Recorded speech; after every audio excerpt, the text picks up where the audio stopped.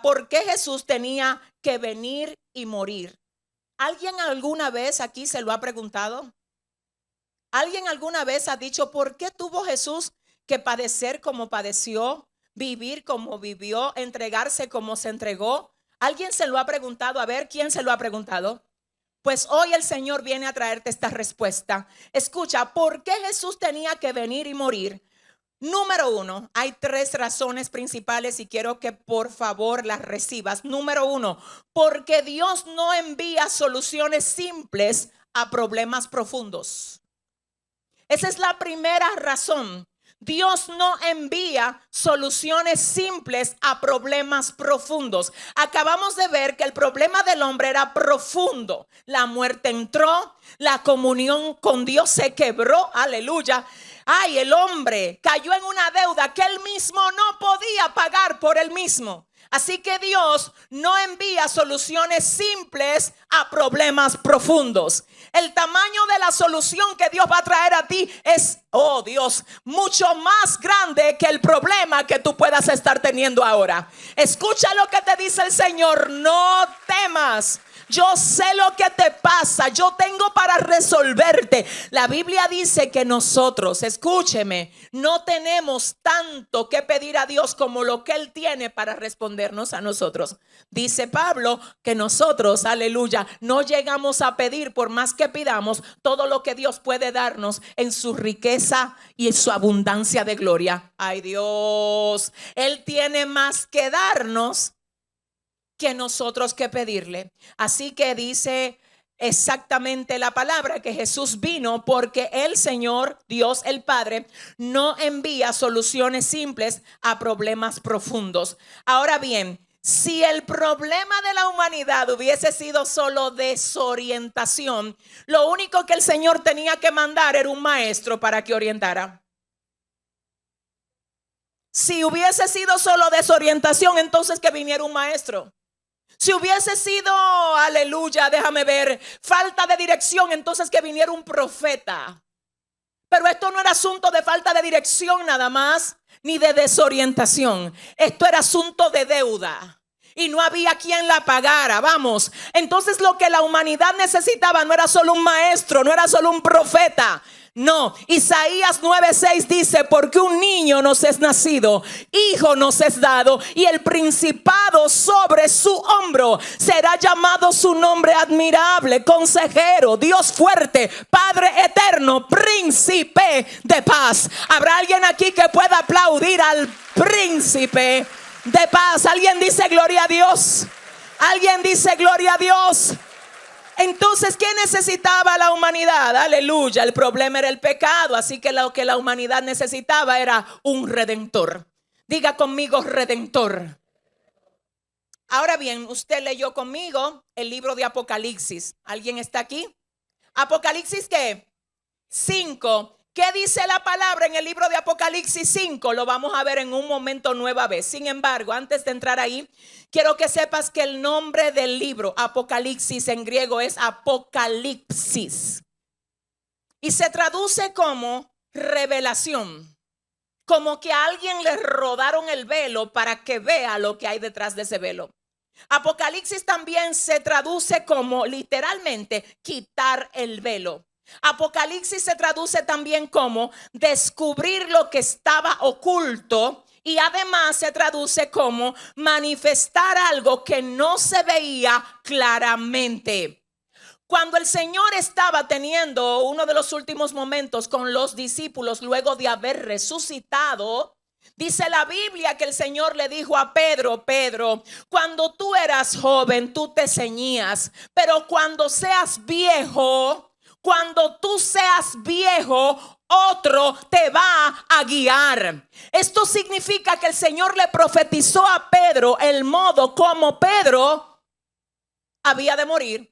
En otras palabras, Pedro, tú no vas a morir joven, porque cuando tú seas viejo, otro te va a guiar. La Biblia dice que luego de la ascensión de Cristo, Herodes mató a algunos de los discípulos, aleluya. Específicamente habla de que mató a Santiago. Mató a Santiago a espada. y que persiguió a los discípulos.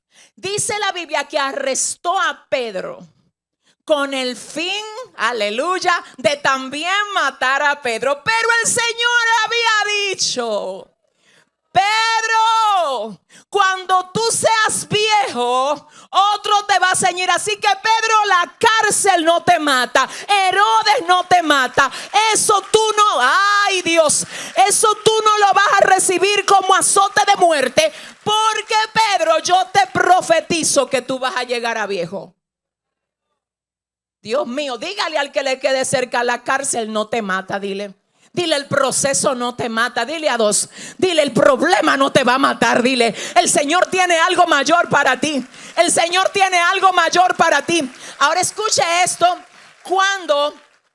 Cuando Pedro recibe esta palabra, dice la Biblia que Pedro dice: ¿y qué hay de este? ¿Hablando de quién? De Juan. Entonces Jesús responde y dice: ¿y a ti qué te importa? Parafraseando: si yo quiero que él dure hasta que yo vuelva. Eso es algo fuerte, porque estamos hablando de que al día de hoy la venida de Cristo todavía no se ha efectuado. Pero Jesús dice: ¿qué hay de ti? ¿A ti qué? Si yo decido que él viva hasta que yo, hasta que yo vuelva. La Biblia dice que Nerón, el emperador Nerón, atacó igualmente a los discípulos, incluyendo a Juan, a tal punto que a Juan, dice la historia de la iglesia, lo echaron en un caldero de aceite hirviendo y no moría. ¿Por qué no moría? Porque otra palabra lo hizo resistir. Alguien aquí tiene que ayudarme. Dígale al que le quede cerca: la palabra te hará resistir. El Señor había dicho de Juan, que Beshaya, a ti que Pedro, si yo quiero que él espere hasta que yo vuelva. Alguien dirá: pero ya Juan no está y Jesús no ha venido. ¿Tú sabes lo que hizo el Señor? Después que a Juan lo entraron en la olla de aceite hirviendo, dice el historiador Josefo, que cuando vieron que él no moría, tuvieron que sacarlo de ahí porque no moría. Dijeron: si lo dejamos ahí vivo en ese caldero de aceite, los que no creen en Jesús por causa de que él no muere ahí, van a creer por causa de lo que le está pasando. Déjame anunciarle a 2 o 3 aquí que lo que tú estás pasando no solo se trata de ti. Hay gente que está creyendo en Jesús por lo que está viendo que él está haciendo contigo. Ellos saben de dónde Dios te trae. Ellos saben lo que tú has sobrevivido. Ellos saben que eso no puede salir de ti. Dígale al que le quede cerca: no soy yo. Dile: no soy yo. Es el que me hace sobrevivir. Saquen a Juan de ahí, que si sigue hirviendo en aceite y no se muere, entonces hasta los ateos que hay aquí van a salir hablando en lengua. Alguien tiene que empuja al que te quede cerca y dile: prepárate para lo que viene. Dile: prepárate para lo que viene. Dice la Biblia, gloria a Dios, que luego de él haber pasado por ese proceso, ¿usted sabe lo que hicieron con él? Lo desterraron. ¿A dónde? A una isla. ¿Cómo se llamaba la isla? Patmos.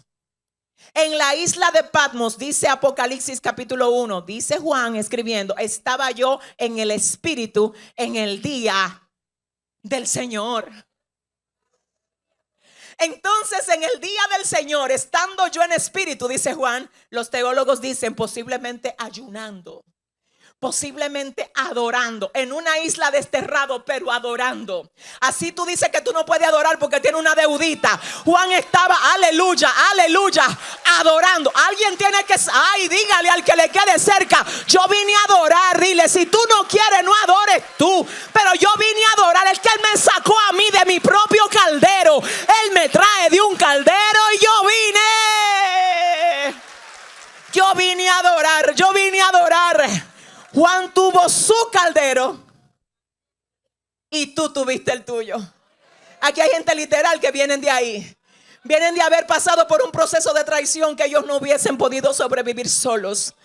Vienen de haber pasado por un proceso de necesidad económica que ellos no hubiesen podido sobrevivir si Dios no se le aparece como el proveedor de sus vidas. A ti Dios te sacó de tu propio caldero. Por eso es que tú también tienes que estar en el Espíritu en el día del Señor. Dele mejor ese aplauso a Él. Ahora bien, si estamos diciendo que Jesús dijo de Juan, ¿qué de ti si yo quiero que Él espere hasta que yo vuelva? Alguien dirá, bueno, Juan no está, Jesús no ha venido. Lo que pasa es que Juan vio más allá de lo que tú y yo hemos visto. ¿Por qué? Porque esa palabra se tenía que cumplir. El Señor dijo, Él va a quedar hasta que yo vuelva. Dios mío, le adelantó la venida. Le rodó el velo. Juan vio, el libro de Apocalipsis incluye hasta el descenso de la nueva Jerusalén. Ay, Padre, aleluya, descendiendo del cielo como una esposa ataviada para su marido. Habla del gran día del juicio, habla del fin de Satanás y sus demonios. El Señor le rodó el velo a Juan a tal punto que él pudo ver cosas que usted y yo todavía estamos esperando. Dígale al que le quede cerca, wow. Entonces, entre todo lo que Juan vio en el libro de Apocalipsis está Apocalipsis 5, donde dice Juan, y vi en la mano derecha del que estaba sentado en el trono un libro escrito por dentro y por fuera, sellado. ¿Cómo estaba el libro? Sellado con 7 sellos. Y vi a un ángel fuerte que pregonaba a gran voz, ¿quién es digno de abrir el libro y desatar sus sellos? ¿Quién es digno? ¿Quién es digno? No quien quiere. No a quien le parece que puede. ¿Quién es digno? ¿Quién es digno? Y dice, y ninguno, ni en el cielo, vamos, ni en la tierra, ni debajo de la tierra podría abrir el libro. Ay, Dios, ni aún mirarlo. Y lloraba yo mucho porque no se había hallado a ninguno digno de abrir el libro, ni de leerlo, ni de mirarlo. Y uno de los ancianos me dijo, no llores, he aquí el león de la tribu de Judá. Dios, el león de la tribu de Judá. Yo creo que el león de la tribu de Judá se merece un mejor aplauso. Déjame volver a decir su nombre. El león de la tribu de Judá. Ay, el león de la tribu de Judá, la raíz de David, ha vencido para abrir el libro y desatar sus sellos. Ahora bien, usted dirá, ¿cómo así? Un libro, sellos. Te explico. En la antigüedad las hipotecas se daban o se establecían con sellos. Con sellos.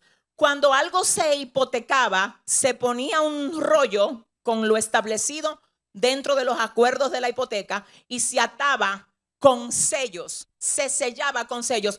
¿Cuándo se desataba eso? Cuando la deuda de la hipoteca era saldada. Alguien tiene que ayudarme, que yo no sé con quién vine a hablar aquí. Alguien tiene que ayudarme. Ay, ay, ay, ay, ay, ay, ay, ay, ay, ay. ¿Qué pasa con esto? Escúchelo bien. ¿Qué pasa con esto? Lo primero es, que no había quien pudiera saldar esa hipoteca. ¿Quién hipotecó la humanidad? ¿Quién hipotecó la humanidad? La hipotecó Adán. ¿Cómo la hipotecó? Con el pecado. Hizo negocio con quien no tenía que hacerlo e hipotecó la humanidad. Entonces ahora hay que pagar la hipoteca porque la humanidad está hipotecada. Y Juan dice, lloraba yo mucho porque a mí me revelaron la hipoteca. Y yo dije, ¿quién va a saldar esta deuda de hipoteca? Y me decían, Juan, no hay ni uno digno. No hay uno digno ni en el cielo, ni en la tierra, ni debajo de la tierra. No hay digno. Hasta que oyó una voz que dijo, no llores, Juan. Juan, no llores, que apareció uno digno. Ahora el problema es que apareció. Hay que ver si ahora el que es digno, que apareció, quiere ir. Es que yo no sé si usted me va a ayudar. Dígale al que le quede cerca, él quiso. Dile, él quiso venir por ti. Ayúdame, dile a tu vecino, él quiso venir por ti. El Señor merece lo mejor de ti. ¿Sabes por qué? ¿Tú sabes por qué Él merece lo mejor de mí? ¿Sabes por qué Él merece lo mejor de nosotros? Porque nos amó tanto que prefirió morir antes que vivir sin ti. Alguien dice gloria a Dios aquí.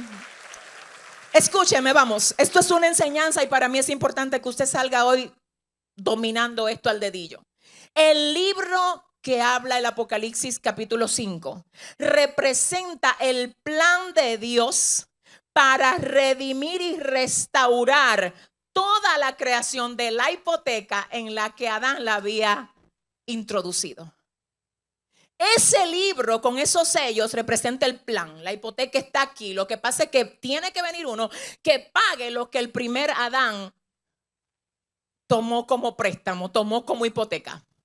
Entonces aquí lo que pasa es que aparece uno que es ¿qué? ¿Qué es qué? ¿Cómo es él?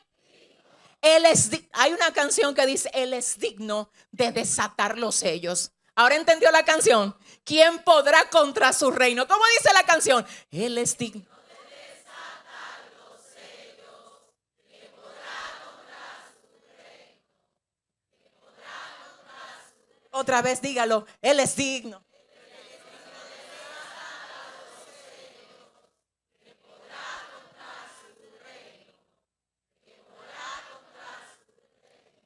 Él y solo Él es digno, porque el primer Adán hipotecó la humanidad. Vamos, dice la Biblia, que así como en Adán todos mueren, en Cristo todos son vivificados. Aleluya. Porque como la muerte entró por un hombre, así por un hombre la resurrección de los muertos. Porque como en Adán todos mueren, vamos a volver a decirlo, en Cristo. ¿En quién? ¿En quién? ¿En quién? El primer Adán hipotecó y el postrer Adán desató los sellos de la hipoteca. Ay Dios. El primer Adán se enredó en una hipoteca y el postrer Adán nos liberó de esa hipoteca. Si hay alguien que puede darle la gloria al que te liberó de la hipoteca. Entonces vamos, razón número 2 por la que Cristo tenía que venir y padecer como padeció, morir y resucitar para que la deuda quedara saldada. Ustedes se acuerdan que una de las palabras que Jesús dijo en la cruz del Calvario, de las 7 palabras, ¿cuál fue? Consumado es. El término consumado en el original griego es tetelestai. Tetelestai. Y literalmente se traduce como saldada es la deuda. Vamos a parafrasearlo. Saldada es la hipoteca. Dele la gloria, dele la gloria, dele la gloria, dele la gloria a Él. Aleluya, aleluya. Ahora escuche, razón número 2 por la que Jesús tenía que venir. Nadie de la raza humana podía salvar la raza humana. Porque nadie puede pagar por otro estando él mismo endeudado. Alábale que él vive. Nadie puede rescatar a otro estando él mismo en cautiverio. Dice un refrán que un ciego no puede guiar a otro ciego. Que un adicto no puede ayudar a quien necesita salir de la adicción a ser libre de la adicción. ¿Por qué? Porque la Biblia dice que primero tienes que gobernarte tú. Ahí vamos, ahí vamos. Antes de tú querer ayudar a otro, ayúdate tú. Porque lo que el otro le resulta para el cambio no es solo lo que tú le dices, es lo que tú modelas. Alguien tiene que ayudarme a darle la gloria a Dios. Alguien que me ayude a darle la gloria a Dios. Nadie podía pagar esta deuda porque nadie puede rescatar a otros estando él mismo en cautiverio. Así también nadie podía vencer el pecado siendo también portador de la naturaleza caída. Entonces escuche esto, solo un sustituto perfecto podía ocupar el lugar de una humanidad imperfecta. Anote eso que es importante. Solo un sustituto perfecto podía venir y redimir, pagar el precio, saldar la deuda de la hipoteca para liberar y para abrirle el camino a una humanidad imperfecta. Por eso Cristo tenía que venir. Quiero que anotes esto. Primera de Corintios 15, 21 y 22. Literal voy a leer este pasaje que dice: porque por cuanto la muerte entró por un hombre. acabamos de mencionarlo, también por un hombre la resurrección de los muertos. Verso 22, porque así como en Adán todos mueren, también en Cristo todos serán vivificados. También en Cristo todos serán vivificados. La tercera razón y última por la que Jesús tenía que venir, morir y resucitar para que hoy nosotros pudiésemos estar celebrando esto, anótela. La muerte tenía que ser enfrentada y vencida. La muerte tenía que ser, ¿cómo tenía que ser la muerte? Enfrentada y vencida. La muerte era la gran evidencia de la caída del hombre. Era la consecuencia visible de una humanidad desconectada de su creador. Vamos, ¿por qué era la consecuencia visible? ¿Por qué la muerte era la consecuencia visible de una humanidad desconectada de su creador? Te voy a decir por qué. Porque el creador en el principio no tuvo como plan ni como diseño que el hombre muriera. Entonces la muerte era la evidencia visible de que el hombre se había desconectado de la voluntad de su creador. ¿Alguien me sigue? Por eso la muerte tenía que ser vencida por medio de un sacrificio que trajera redención. Anote esta palabra, redención. ¿Usted sabe lo que significa redimir? Comprar, pagar, saldar. Redimir, recuperar con un pago. Redimir, prefijo re, hacia atrás, recuperar con un pago. Entonces la humanidad necesitaba a alguien que pagara para recuperar. Y ese alguien que pagó para recuperar fue nuestro redentor. Vamos, y ese es el aplauso. Ay, dámele la gloria, dale la gloria a tu redentor. Dale la gloria, dale la gloria. Vamos, iglesia. Él es digno de desar.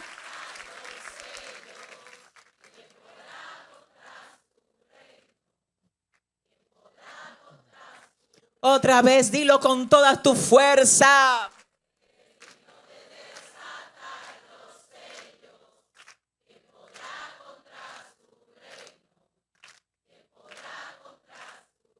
Ahora escucha esto.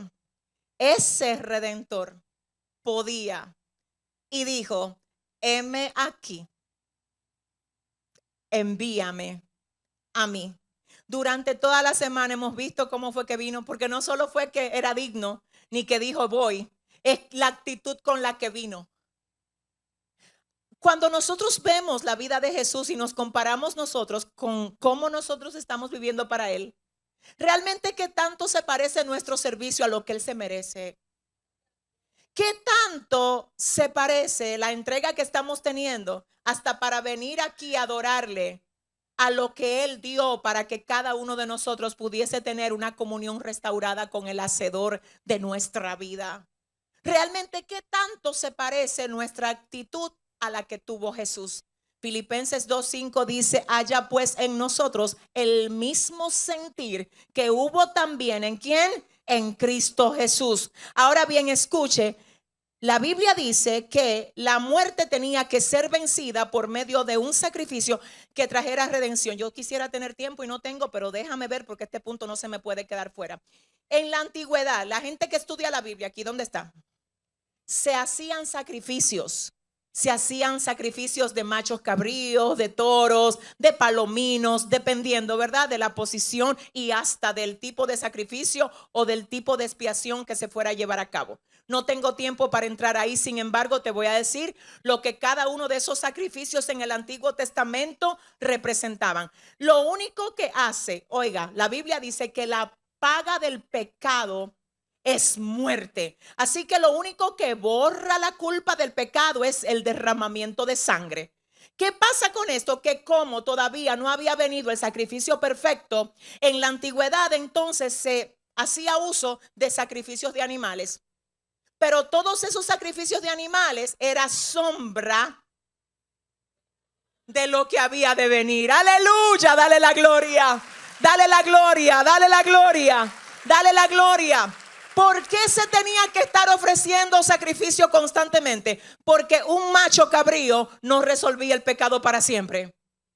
Porque un palomino no lo resolvía para siempre. Así que era recurrentemente que había que estar haciendo sacrificio. Pero Juan 1:29 dice: al siguiente día Juan vio a Jesús y dijo: he aquí el Cordero de Dios que quita el pecado del mundo. Ay, ay, ay, ay, ay, ay, ay. Este no es el toro que llevan a sacrificar. Este es el Cordero de Dios que quita el pecado. ¿De quién lo quita? ¿De quién lo quita?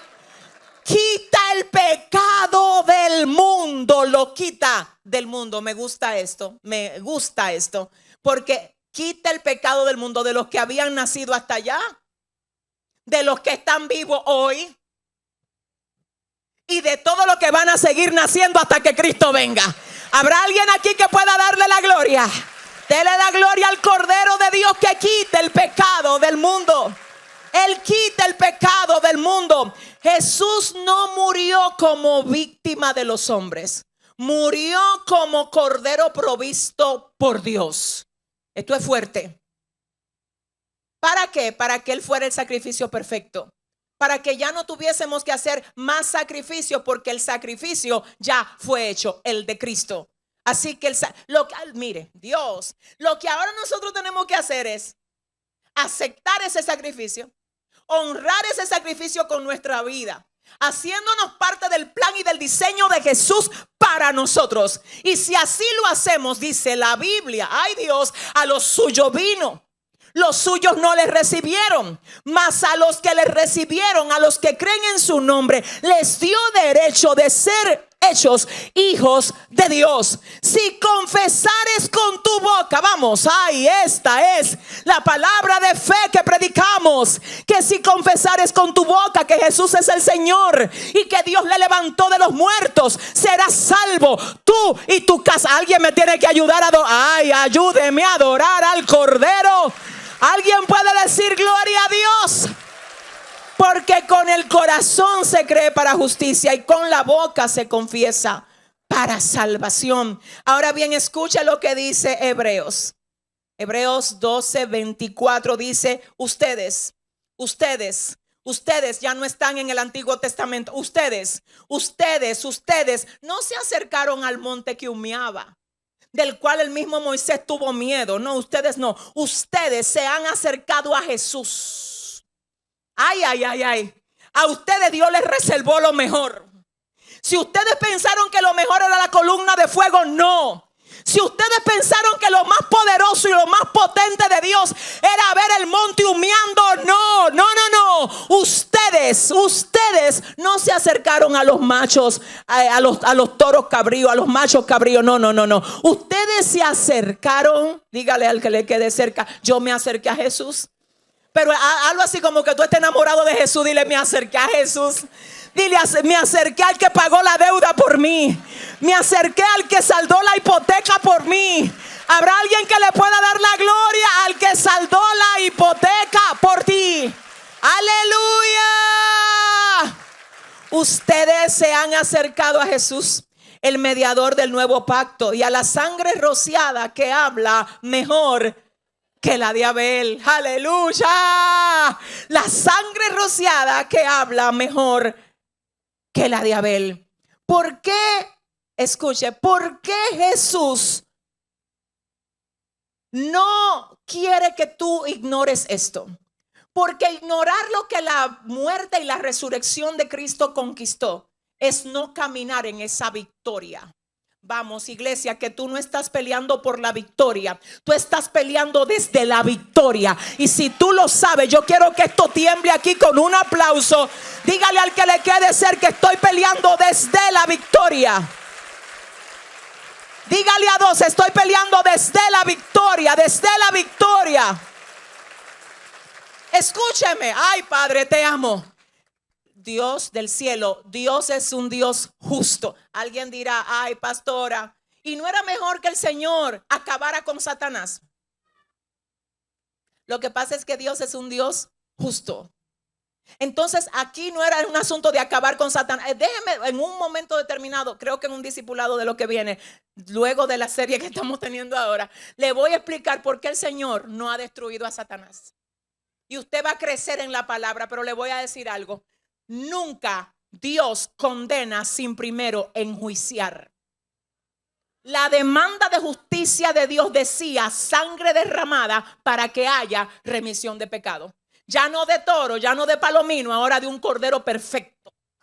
Y ese cordero perfecto le quitó la legalidad al pecado y a la muerte. ¿Por qué Jesús no evitó muerte? Escuche por qué. Porque vino a entrar directamente en ella. Él no evitó la muerte, Él entró directamente en ella. Jesús no vino a negociar con el pecado, vino a destruirlo desde adentro. No. No vino a mejorar al hombre, vino a rehacer al hombre. ¿Alguien dice gloria a Dios? Primera de Corintios 15:55 dice: ¿dónde está, oh muerte, tu aguijón? ¿Dónde, oh sepulcro, tu victoria? Ay, ¿dónde está, oh muerte, tu aguijón? ¿Dónde, oh sepulcro, tu victoria? La resurrección de Cristo conquistó todo lo que el primer Adán entregó. Vida eterna, comunión con el Señor. Ay Dios, una posición de identidad como hijos. Aleluya. El Señor no solo vino a decirte, yo te traigo a mí para que tú seas salvo. Eso de ser salvo es lo más importante. Sin embargo, no es lo único. Ay Dios, lo voy a volver a decir. Hay gente que solo tiene una relación con el Señor porque van para el cielo. No. Mientras llegamos al cielo, usted tiene una posición de honor heredada por su posición de hijo, de Cristo, del Padre, por medio de Jesucristo. Oiga, que a usted lo avala. A usted lo avala para usted decirle al enemigo: yo no soy títere tuyo. Todo diseño contrario al de Dios en mi vida no tiene cabida. Todo patrón de maldición que yo pueda venir heredando queda quebrantado en mi vida y en mi descendencia. Alguien tiene que adorar a Dios aquí. Dígale al que le quede cerca: adórale, que Él te hizo libre. Dile: adórale, que Él te hizo libre. Así que tenemos acceso al Padre por medio de nuestro Señor Jesucristo. Cristo vino, ay Dios, aleluya, y nos redimió. Y por su redención, nuestra comunión con nuestro Hacedor, con nuestro Creador, con nuestro Dueño, ha sido restaurada. La resurrección completa del hombre vino por medio de la resurrección de Cristo. La restauración, ¿verdad? Dije restauración. Bueno, la restauración completa del hombre vino por medio de la resurrección de Jesucristo. Si Jesús solo hubiese muerto y no hubiese resucitado, hubiese sido un sacrificio. Pero como murió y resucitó, entonces es un redentor en victoria. Solvida es la muerte en victoria. ¿Alguien puede darle un mejor aplauso al Señor? De ahí, ¿alguien dice gloria a Dios? Entonces repita conmigo: la restauración del hombre vino por la muerte y resurrección de Jesucristo. Entonces, ya para que usted revise sus apuntes, solo le voy a leer esto. ¿Por qué Jesús vino a morir como murió y por qué fue necesario que la deuda fuera saldada? Jesús vino, número 1, a vencer el pecado, destruir el dominio de la muerte, a reconciliarnos con el Padre. Aleluya, aleluya. Él vino a reconciliarnos con el Padre. Él vino a recuperar todo lo que el primer Adán perdió. Vino a restaurar nuestro acceso al trono de Dios. Pero además vino a devolvernos la identidad y a darnos vida nueva y vida eterna. Hay un punto con el que voy a cerrar ahora. Y anoche, mientras tomaba estos apuntes, yo dije: wow, Dios, gracias. El año pasado, mientras estábamos predicando de la resurrección, Recuerdo que también lo mencioné y el Señor me dijo, vuelve y recuérdale a mi iglesia esto. Y de verdad no lo estaba pensando y el Espíritu lo trajo a mi corazón. Yo quiero que ustedes escuchen lo que dicen. Anote, por favor, Juan 20:22. Juan 20:22 dice, y habiendo dicho esto es después de la resurrección de Jesús. Es decir, ya Jesús aquí había resucitado. Entonces Juan 20:22, luego de la resurrección, Jesús, dice la Biblia, se encuentra con los discípulos. Y cuando se encuentra con los discípulos, dice la Biblia, el verso 22 del capítulo 20 de Juan, y habiendo dicho esto, ¿quién dijo esto? ¿Quién dijo esto? Jesús. Jesús, habiendo dicho esto, sopló. ¿Qué hizo? Sopló ¿sobre quién? Sobre los discípulos. ¿Y qué hizo? Les dijo. Oigan lo que les dijo, vamos, esto es importante. Habiendo dicho esto, la conversación que él tenía con sus discípulos, sopló sobre los discípulos. Y tú sabes lo que le dijo luego de que sopló sobre ellos. Le dijo, reciban el Espíritu Santo. Por favor, escúchame y ahora mismo solo quiero tu atención. Aquí hay una profundidad muy grande y es que este no es el derramamiento del Espíritu Santo. ¿Por qué? Porque ese derramamiento del Espíritu Santo ocurre en Hechos capítulo 2, donde dice la Biblia que estaban todos unánimes juntos y de repente vino como un viento recio que sopló sobre el lugar donde ellos estaban y fueron llenos del Espíritu Santo y comenzaron a hablar en lenguas. Eso es lo que dice la palabra, ¿verdad? Así que este no es el derramamiento del Espíritu Santo. Pero Jesús dice, reciban al Espíritu Santo. Mi pregunta es, ¿él tenía 3 años andando con ellos? ¿Y por qué no le había dicho antes, reciban al Espíritu Santo? Porque para venir con esa autoridad a devolver el del Génesis 2:7. Vamos, alguien que me ayude. Alguien que me ayude. Alguien que me ayude. Alguien que me ayude a adorarlo. Escucha esto, santo. En Génesis 2:7 dice la Biblia, y sopló Dios en el hombre, y fue el hombre un ser viviente porque Dios lo sopló. El aliento de Dios en el hombre se contaminó con la caída del primer Adán. El postrer Adán viene a desatar los sellos, a vencer la muerte, a entrar en ella, a quitarle la llave del Hades y de la muerte a los principados, a Satanás, a los demonios, y a volver con la llave. Y ahora reunirse con los discípulos y decir, ya yo vencí. También el aliento que le dieron al primer Adán, ¡ay, lo recuperé! ¡Vamos! Alguien que le dé la gloria, ponte de pie, iglesia, y dígale al que le quede cerca, el aliento de Dios sopla sobre ti ahora.